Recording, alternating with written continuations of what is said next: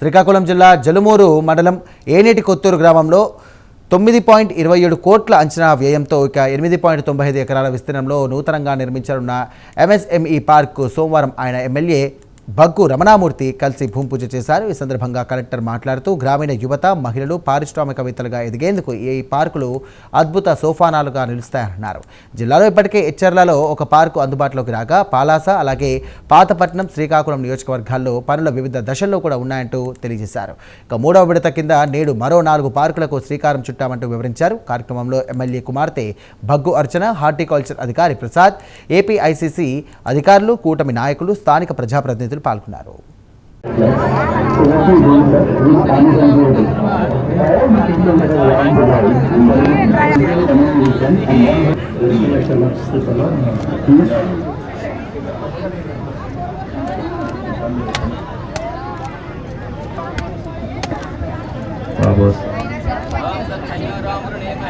Sir sir sir అలాగే side కోరా Ramakrishna side కోరా sir మీ నివేశయం సన్నో సంకృతదే సంచితస్పదే ఓం శాంతి శాంతి శాంతి ఓం భాద్రదేవతా పుష్పా వాక్యసా గురుపాదుతం విదుతం త్వై మహిమాతో ఛాయ విద్యమానః Madhava Sumitra పుతాని అనివే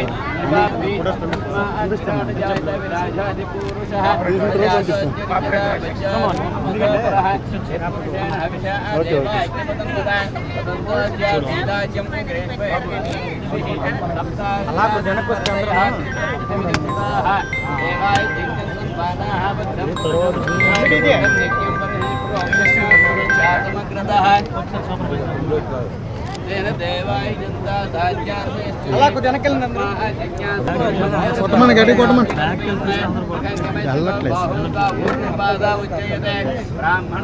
బాలంక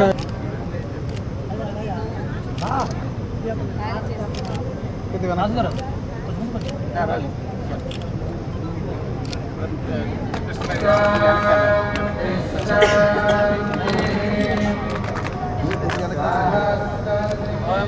రామ్మూర్తికి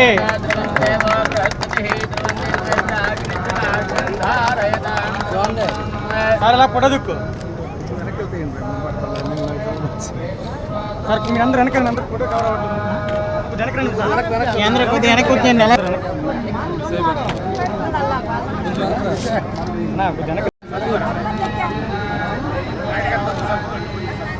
okay sir. Rice mill ఉంది, but కానీ ఇంకా చిన్న చాలా వస్తున్నాయి. ఇప్పుడు నిన్న మొన్ననే ఆనరబుల్ సీఎం గారు ప్లాస్టిక్ వేస్ట్ మేనేజ్మెంట్ యూనిట్, అంటే ప్లాస్టిక్ నుంచి సంపద ఎలా తయారు చేయాలి అదే ఒకటి ఓపెన్ చేశారు. అది కూడా చాలా చిన్నది, దీనికంటే చిన్నది ఇన్ఫ్యాక్ట్. సో కాబట్టి అలాంటివి కూడా ఇండస్ట్రీస్ ఇక్కడ పెట్టుకోవచ్చు. సో ఇప్పుడు రేపు మన ప్రతి ఒక్కరికి ఉపాధి రావాలి.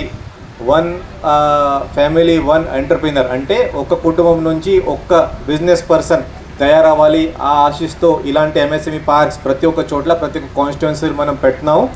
దయచేసి ప్రతి ఒక్కరూ దీంట్లో పార్టిసిపేట్ చేయాలి. ఎక్కడైనా డౌట్ ఉంటే, ఎక్కడైనా అవగాహన లేక, ఎక్కడైనా ప్రాబ్లం ఉంది, ఎలా నేను ప్లాట్ తీసుకోవాలి, ఖచ్చితంగా ఏపీఐసి వాళ్ళు మీకు సహకారం చేస్తారు. లేకపోతే పక్కన తహసీల్దార్ ఆఫీస్ ఉంది, తహసీల్దార్ ఆఫీస్కి వెళ్ళి కూడా మీరు దయచేసి మీరు అడగండి. ఖచ్చితంగా ఇది ఒక మోడల్ ఎంఎస్ఎంఈ పార్క్గా తయారైతే నర్సన్పేట కాన్స్టిట్యున్సీలు కూడా మనం చాలా వరకు మార్క్స్ తీసుకురావచ్చు. థ్యాంక్స్ టు ఆనరబుల్ ఎమ్మెల్యే గారు. ఈ ఒక మంచి సైట్ కూడా సెలెక్ట్ చేశారు. అప్రోచ్ రోడ్ కూడా నేను చూసాను, చాలా బాగానే ఉంది.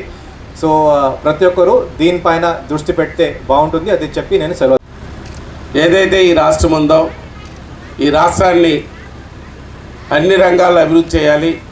ముఖ్యంగా పారిశ్రామిక రంగం అభివృద్ధి చెందితేనే యువతకు ఉద్యోగ ఉపాధి అవకాశాలు కలుగుతాయి. ఒక ప్రభుత్వ ఉద్యోగాలే కాదు, ప్రైవేట్ రంగాల్లో కలిపి ఉద్యోగ అవకాశాలు కల్పించాలి. అలాగే పారిశ్రామికవేత్తలుగా కలిపి తయారు చేయాలనే ఆలోచనతో చిన్న మధ్య తరగతి పరిశ్రమలు పెట్టడానికి నియోజకవర్గంలో కొంత స్థలాన్ని కేటాయించుకుంటూ దాన్ని అన్ని వసతులు, మౌలిక వసతులు కల్పించి అక్కడ ఇండస్ట్రీస్ పెట్టడానికి అనువైన వాతావరణం కల్పించడమే.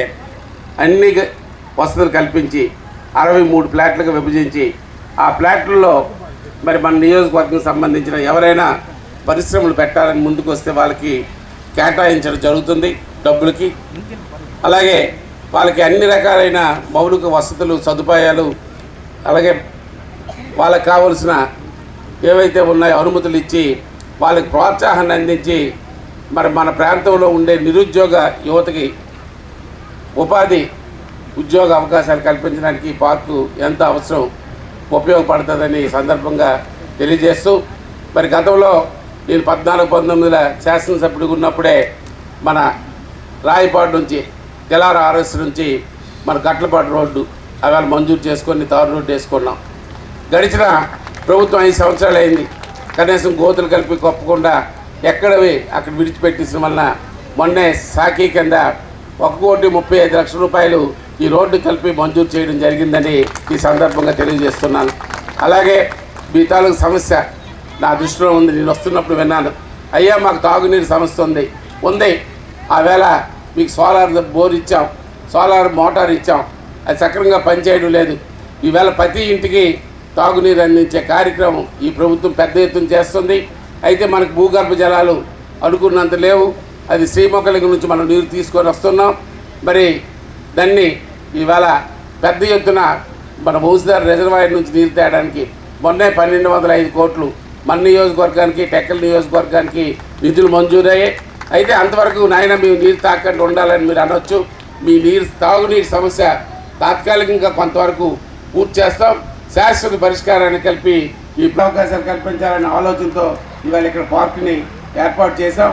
కలెక్టర్ గారు మరి దీనికి అన్ని విధాలుగా సహాయ సహకారాలు అందించారు. మరి దీన్ని కాబట్టి ఈ సంక్షోభాన్ని కలిపి ఒక అందిపుచ్చుకొని ఈవేళ ఒక పక్క ప్రభుత్వ ఆదాయాన్ని పెంచుకుంటూ అలాగే ప్రజల ఉపాధిని కల్పిస్తూ అభివృద్ధిని సంక్షేమాన్ని ముందుకు తీసుకెళ్ళి ఈవేళ ఈ రాష్ట్రాన్ని అన్ని రంగాల్లో ముందుకు తీసుకెళ్ళినటువంటి మీ దగ్గరికే మేము అందరం వచ్చినాం. కలెక్టర్ వచ్చినా నేను వచ్చాం. నువ్వేం మాట్లాడాలంటే వస్తే నీకు ఒకసారి నాకు ఇస్తాను, నీ సమస్య చెప్పు. ఈ వచ్చిన అవకాశాన్ని ఉపయోగించుకోవాల్సిందిగా మీకు తెలియజే. నువ్వేమైనా మాట్లాడంటే వచ్చి మాట్లాడతావు, పర్వాలేదు, నీ సమస్య చెప్పు. అంటే చిన్న పరిశ్రమల కోసం అంటే మీడియం అండ్ స్మాల్ ఎంటర్ప్రైజెస్ అంటాం అదే.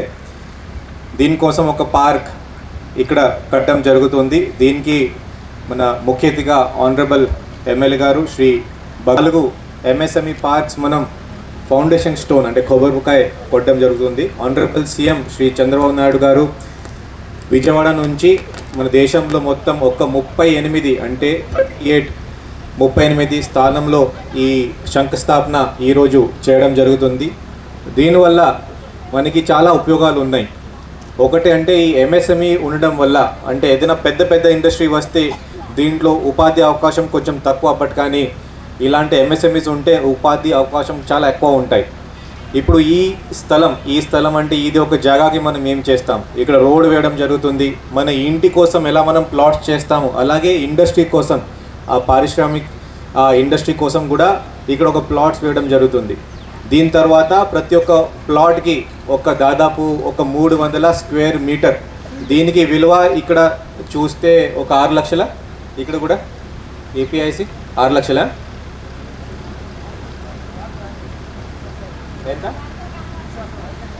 అచ్చా ఇంకా చేయలేదు, బట్ కానీ టెక్కలిలో అక్కడ 6.5 లక్షలు వచ్చింది. ఆ అమౌంట్ మీరు ఏపీఐసికి మీరు జమ చేస్తే ఏపీఐసి నుంచి మీకు ఆ ప్లాట్ ఇవ్వడం జరుగుతుంది.